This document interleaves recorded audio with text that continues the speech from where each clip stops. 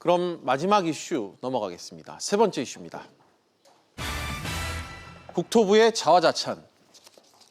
국토교통부가 어제 정책 중간 평가를 통해 그동안 주택시장이 안정적으로 관리됐다고 자평했습니다. 이를 두고 자화자찬 논란이 나오고 있는데요. 생활경제부 황인표 기자와 함께 잘한 것, 또 못한 걸 조목조목 따져보겠습니다. 황 기자, 먼저 국토부 평가 내용부터 좀 전해주시죠. 네, 국토부는 지난 2년 반 동안 이 8.2 대책과 9.13 대책 등의 영향으로 주택 가격이 안정적으로 관리되고 있다고 평가했습니다.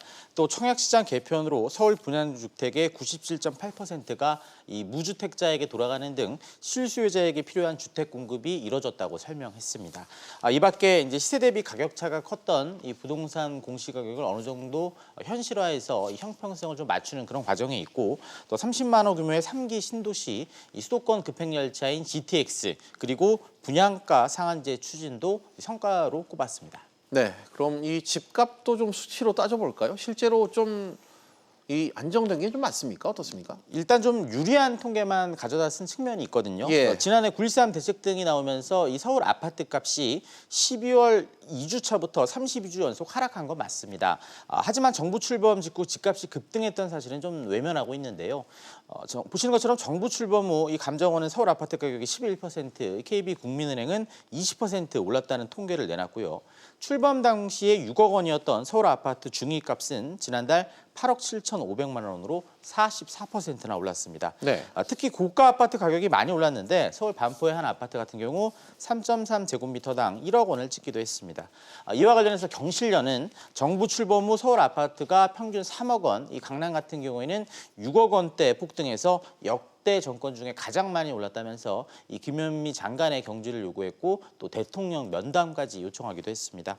또 분양가 상한제로 서울 아파트의 이 분양가를 다잡겠다고 했지만 이미 강북에서도 중형 아파트의 분양가가 9억 원을 넘다 보니까 이 대출을 받아서 살 수 없는 상황이고, 이 현금 부자들만 유리하다는 평가가 나오고 있습니다. 네, 국토부가 좀 이에 대해 추가로 내놓은 입장 같은 게 있을까요? 네, 이런 좀 비판이 많자 이런 입장을 내놨는데요. 일단 지난 정부의 규제 완화와 주택 경기 부양책으로 서울 주택 시장이 상승한 게 2014년부터라고 설명을 했고요. 그러면서 현 정부가 그나마 정책을 잘 펼쳐서 올해부터 집값이 하락하고 있다고 평가를 했는데요.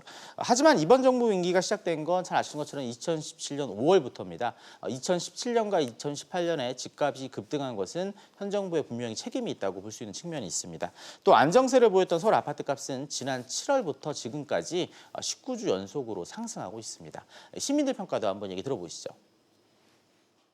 솔직하면은 능력이 없는 거죠. 한계가 있고 집을 살려고 해도 오르기도 하고 없는 사람은 항상 힘들다고 생각해요. 단계별로 하다 보니까 이게 이런 허점이 나오고, 이때 그러니까 부작용은 계속 생기는 것 같아요. 계속 누르고 정리하고 규제하다 보니까 오히려 풍선 효과라든지 악효과가 더 나오는 것 같아요. 정부에서는 그냥 그나마 우리가 잘하고 있다고 하는데 어떻게 평가하세요?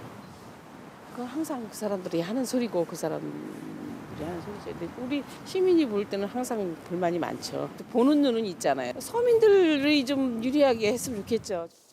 보신 것처럼 국토부 자체 평가와 이 국민들이 체감하는 수준은 상당히 큰 차이가 있는 것으로 나타났습니다. 네, 황 기자 잘 들었습니다.